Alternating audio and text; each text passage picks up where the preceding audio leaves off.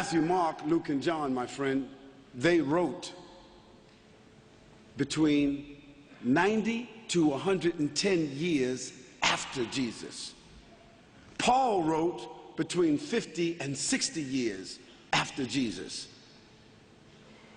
So now, in order for them to have been disciples when they wrote, and Jesus was already 33 at that time, they would have had to have been 123 or 143. Matthew, Mark, Luke, and John, they were not disciples. Secondly, I ask you, Matthew who? Mark who? Luke who? John who? How could four people that wrote separately, all of them forgot to write their last names?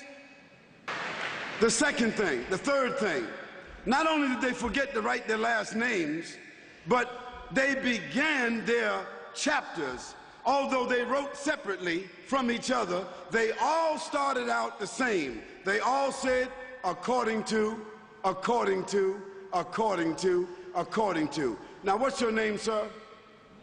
Huh? Another Paul. Paul, if you wrote me a letter or wrote your wife a letter, would you write according to Paul? No, you wouldn't.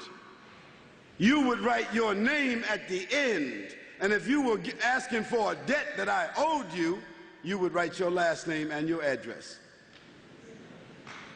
The gospel writers, the alleged gospel writers, they didn't write a name, they didn't write an address, they didn't write a reference, and in the beginning of each one of their gospels, they said, according to, according to, according to, according to. No one knows who these people are who wrote those four gospels. They absolutely were not disciples.